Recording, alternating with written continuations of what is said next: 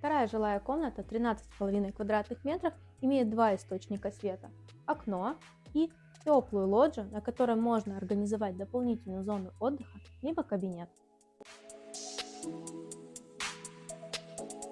И, конечно, просторная кухня 13 квадратных метров, в которой разместилась вся необходимая техника, встроенная кухня и большой обеденный стол.